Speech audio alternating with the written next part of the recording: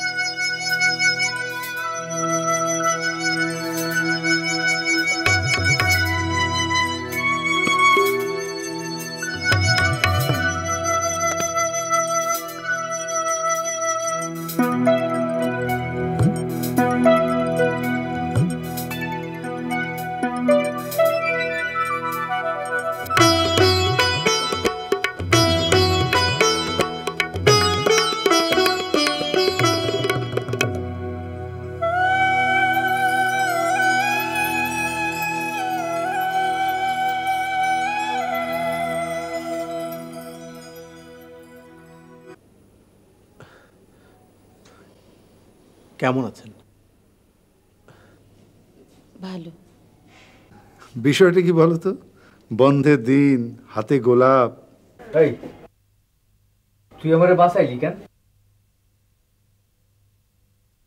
Pocket মারছিল বইলা আমার বড় ভাইরা মানুষ পিটায় মেরে ফেলছে। আপনার চেহারা এই ভাইয়ের মতো। আপনি এটা রাখুন প্লিজ, না রাখলে আমি সাংঘাতিক কষ্ট পাবো।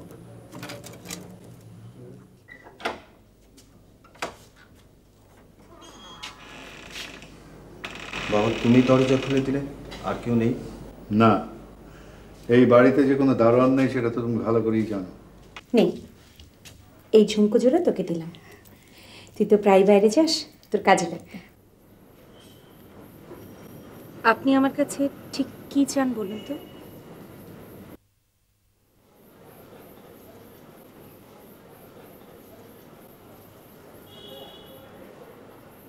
আমি এই রহস্যটা নষ্ট করতে চাই না। আপনার প্রধান আকর্ষণ আপনার রহস্যময়তা। জীবনের এই নাজুক বিষয় নিয়ে আপনি দয়া করে স্ট্রেট কাট প্রশ্ন করবেন না। জীবনটা তো আর বিসিএস ভর্তি গাইড বই না যে প্রশ্নের উত্তরে টিক চিহ্ন দিয়ে দিলাম। আপনি খুব স্পষ্ট করে জানেন যে আমি আপনার কাছে কি চাই। আমি জানি আমার মধ্যে প্রেমিক সুলভ কোনো সত্তা নেই। আমি আপনার কাছে স্পষ্ট করে কোনো কথা বলতে কিংবা আপনার সামনে দাঁড়াতে ভয় পাই। আপনি আমাকে বিয়ে করতে চাচ্ছেন? আমাকে কতটুকু চেনেন? এরকম স্পষ্ট কঠিন প্রশ্নের মুখোমুখি দাঁড়াবার অভ্যেস আমার নেই নিশি। আমি জানি যে আপনি সবই বুঝতে পেরেছেন। আপনি নিজে থেকেই নিজেকে নিয়ে ভাবুন আপনি আসলে কি চান।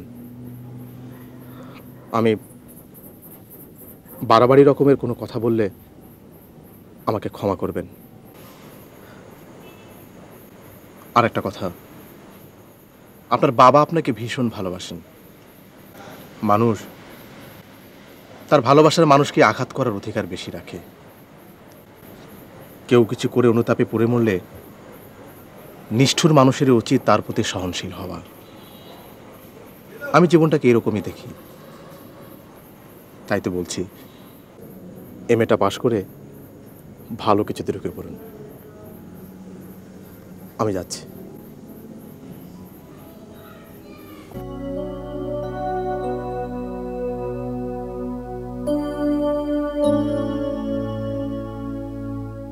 রতন, বুঝলি আমি আবার কবিতা লিখতে শুরু করছি।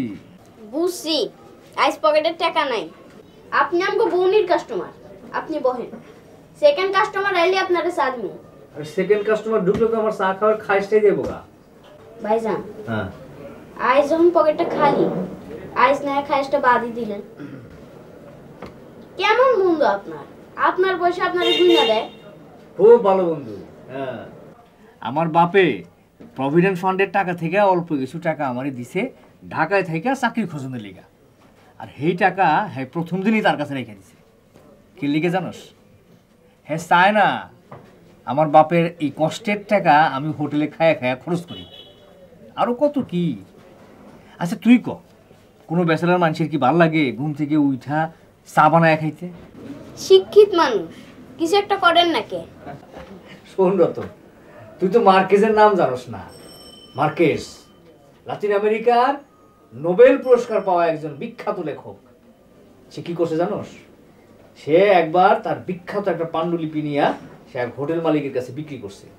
তার কাছ থেকে টাকা নিছে ভাত খাওয়ানোর লেগা। আমার ইনটিউশন খুব মারাত্মক। আরে আরে এই যাস কই? হন, কাম তো সারাদিনই করবি, এই গল্প তোরে কেটা কইব ক? হন, আসলে আমার মধ্যে আমি একটা অসম্ভব রকমের শক্তি অনুভব করি। এই যে আমার কাছে যেমন টাকা পয়সা নাই, তাতে কি হয়েছে?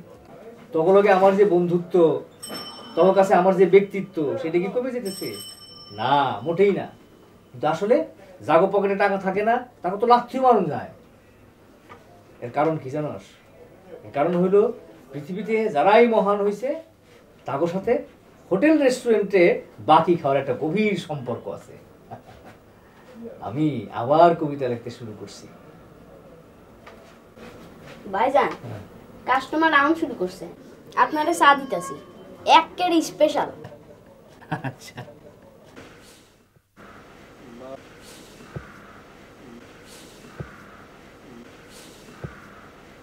মা,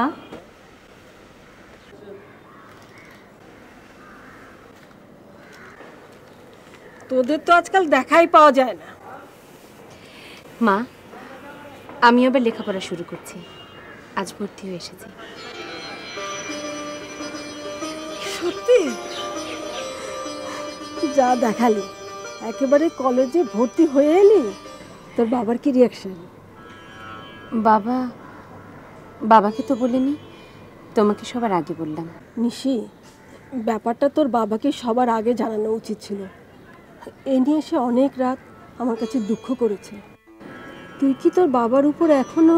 না, কিন্তু মা, সেই রাতে তুমি আমায় সবচাইতে ভালো বুঝেছিলে। আমাকে কোনো প্রশ্ন করোনি, অথচ এই ব্যবহারটা আমি বাবার কাছ থেকে আশা করেছিলাম। ভেবেছিলাম বাবা আমায় সবচাইতে ভালো বোঝেন, চেনেন।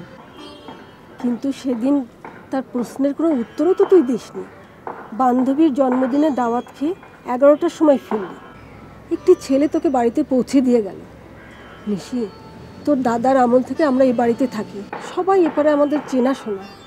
পাড়া প্রতিবেশীর কথা না হয় বাদে দিলাম, তোর বাবা তোকে নিয়ে টেনশন করবে না? কিন্তু আমি ঢুকতেই তিনি যেভাবে আমার উপরে গর্জে উঠলেন। নিশি, বাদ দে এসব কথা। এ নিয়ে তোর বাবা কি কম কষ্ট পাচ্ছেন?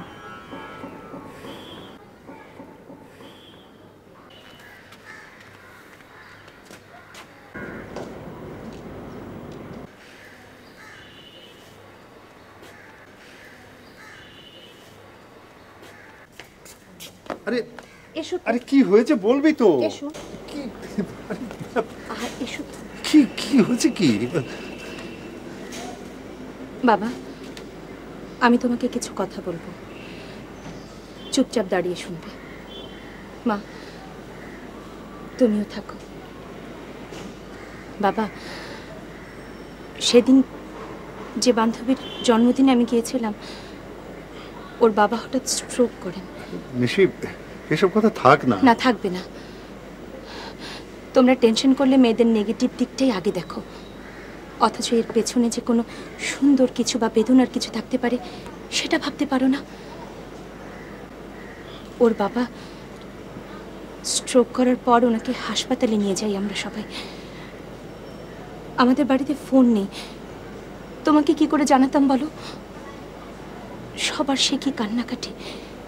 শেষে ওনার সেন্স ফিরে এলে অনেক রাত দেখে ওর ভাই গাড়ি করে আমাকে বাড়ি পৌঁছে দিয়ে যায়। আমাকে নিয়ে তোমরা টেনশন করছো, এটা নিয়ে কি আমার টেনশন কোনো অংশে কম ছিল বাবা? কিন্তু যে তোমাকে আমি চিনতাম, আমি ভেবেছিলাম তুমি আমার ব্যাপারে উদ্বিগ্ন হয়ে আমাকে প্রশ্ন করবে এত রাত কেন হয়েছিল, আমার কোনো বিপদ হয়েছে কিনা। অথচ তুমি একটা ছেলে আমাকে গাড়ি করে কেন পৌঁছে দিয়ে গেল, ছেলেটার সাথে আমার সম্পর্ক কি, এসব প্রশ্ন করে তুমুল কাণ্ড শুরু করে দিলে। এই কথাগুলো বলতে তোর এতদিন সময় লাগলো রে মা, আমাকে আমাকে এত কষ্ট দিয়ে।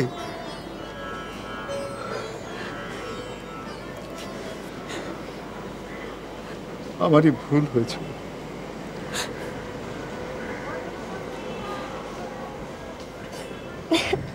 বাবা, আমি আমার টিউশনের টাকা দিয়ে কলেজে ভর্তি হয়ে এসেছি। তুমি এখন বাবার দায়িত্ব পালন করো, আমার টাকা ফেরত দাও। আমি রাতে সবাইকে পোলাও খাওয়াবো। কে যে তোকে বিয়ে করবে রে মা, কে যে তোকে বুঝতে পারবে? তোকে নিয়ে আমার ভয় যে আরো বাড়িয়ে দিলে রে মা, আরো বাড়িয়ে।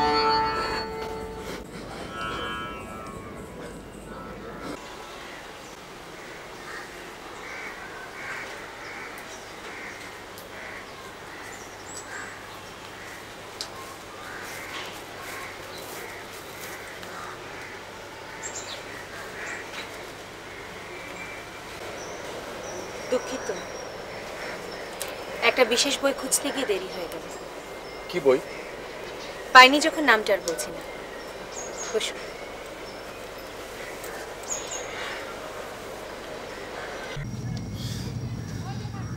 আপনি কিন্তু আজ আমার ব্যাংকের নাম্বারে ফোন করেছিলেন। ওহো, ভুলে গিয়েছিলাম। আপনি তো বাবার অফিসে আর নেই। গাইড খুঁজে আপনার নাম্বার বের করে আপনাকে ফোন করেছি। ভাগ্যিস কোনো ঝক্কি ছিল না, না হলে প্রথম দিনই ফোন ধরতে না পারলে ভাবতেন আমি ডাক মারছি। বাবা কিন্তু আপনাকে খুব মিস করেন। আমিও। প্রতি মাসের 7 তারিখে আপনি আমাকে 7টা গোলাপ কেন দেন বলুন তো? বছরের প্রত্যেক 7 তারিখে যদি 7টা করে গোলাপ দিতে পারতাম। যাকগে, আপনার বাবার কথা হচ্ছিল। খুব চমৎকার মানুষ, কি সুন্দর করে কথা বলেন। মনে হয় আমি কোনো বই পড়ুয়া তরুণের সঙ্গে কথা বলছি। উনি কিন্তু কোনো পাণ্ডিত্য জাহির করেন না।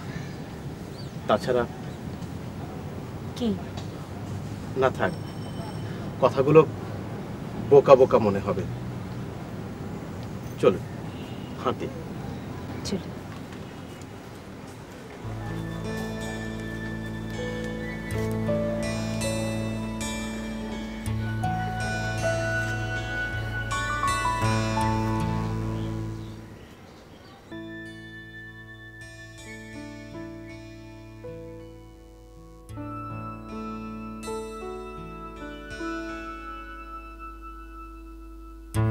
আপনাকে প্রশ্ন করতে আমার ভীষণ ভয় হচ্ছে।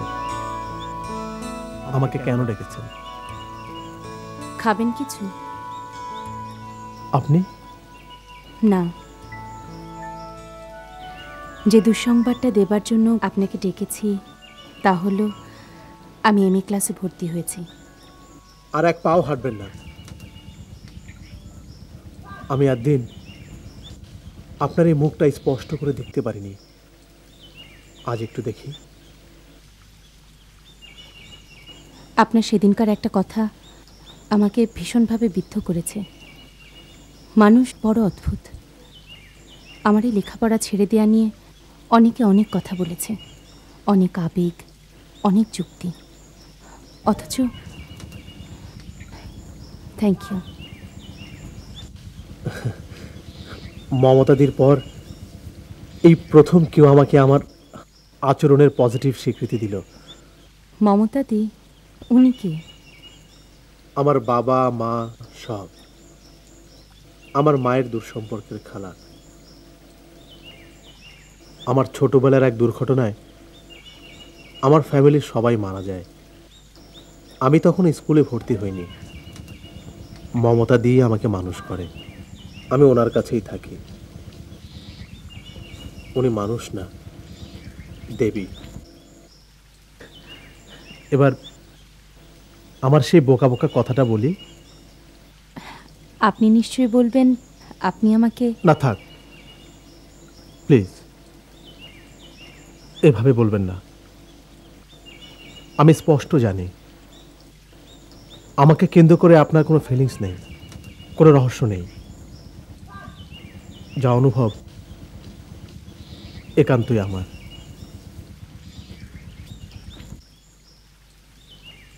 চলুন।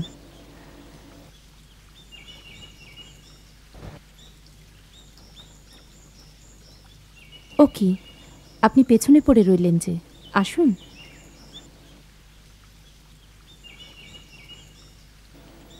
আমার ভবিতব্যই বোধহয় তাই। আমি পেছনে পড়ে থাকব, আর আপনি নিজের অজান্তে আমাকে ছেড়ে অনেক দূর চলে যাবেন। ধ্যাত, আজ রাতে আমাদের বাড়িতে আপনার দাওয়াত। বাবাকে একটা সারপ্রাইজ দেব, চলুন।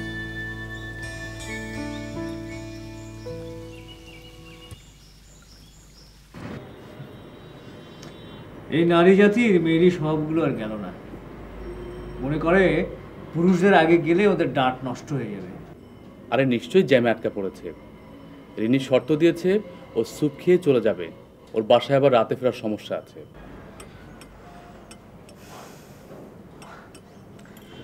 আসলে নিজেকে কেমন যেন রুটলেস মনে হচ্ছে। আমি এখনো কিছু করে উঠতে পারলাম না।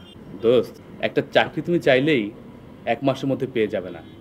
গুনে গুনে 10টা অ্যাপ্লিকেশন দেওয়া হয়েছে, নিশ্চয়ই এর মধ্যে কিছু একটা হয়ে যাবে। তুই ভালোই আছিস, চাকরি করছিস, প্রেম করছিস, 2 দিন পরে বিয়েটাও করে ফেলবি। জাহিদ, তুই কি কখনো এভাবে ভেবেছিলি? তোর কত সম্ভাবনা ছিল, অন্তত আমার চেয়ে। জীবনকে নিয়ে তুই কখনো সিরিয়াস ছিলি না, এমনকি প্রেমেও ছিল যার নেই কোনো খামখেয়ালিপনা। আচ্ছা, নিশির সাথে তোর এত দূরত্বটা হলো কেন? তোর কাছে যা শুনেছি, মেধা ও মননে দুজনে ছিলি খুব কাছাকাছি। যে জীবন ফড়িংয়ের দোয়েলের, মানুষের সাথে তার হয় না কো দেখা। অথচ সেই তোকেই চাকরির জন্য ঢাকায় আসতে হলো।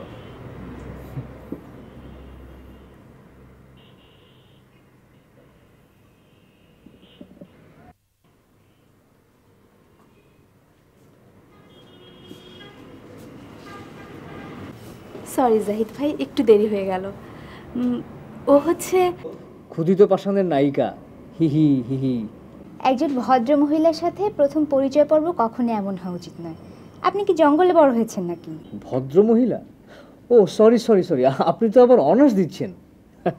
না না না, জঙ্গলে নয়, বুড়োদের রাজ্যে বড় হয়েছি। তাই যারা অনার্স দেয় তাদেরকে খুকি মনে হয়। জাহিদ ভাই, বিষয়টা আমার বিপক্ষেও যাচ্ছে কিন্তু। সরি। জাহিদ থামবি? আমরা বরং অর্ডারটা দিয়ে দিই। ওয়েটার,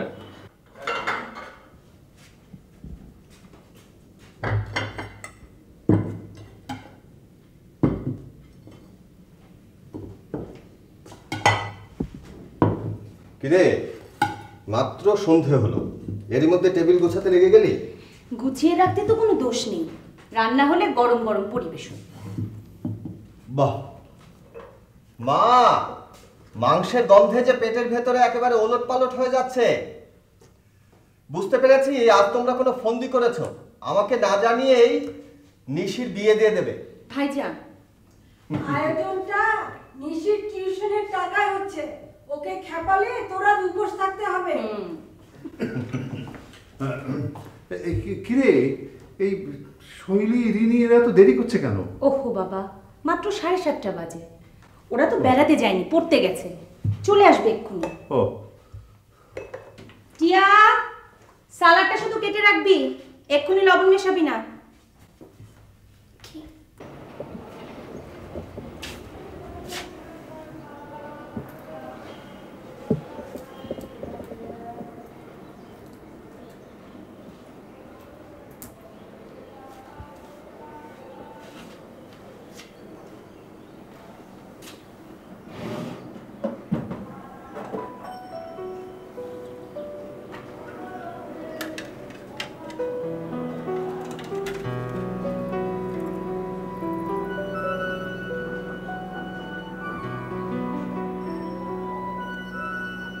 ওই ঝুমকাটার সাথে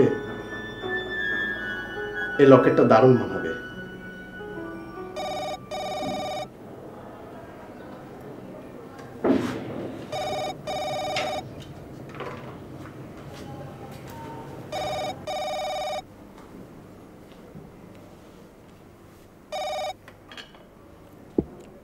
হ্যালো মমতাদি, কি ব্যাপার? তুমি এখনো আসছো না কেন? না না, তুমি নিশ্চিন্তে দাওয়াত খেয়ে যত রাতে খুশি এসো। না না, আমার খাবার নিয়ে তোমাকে ভাবতে হবে না। আজ আমারও একটা দাওয়াত আছে। জি ম্যাডাম, আপনি ঠিকই ধরেছেন। এই আর কি করো না তো, রাখছি। ওকে।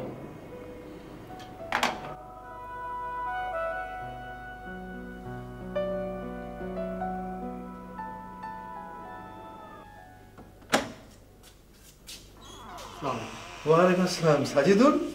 আরে বড় সুন্দর দিনে তুমি এসেছো। হ্যাঁ, কি ভাগ্য আমার। এসো এসো এসো এসো এসো।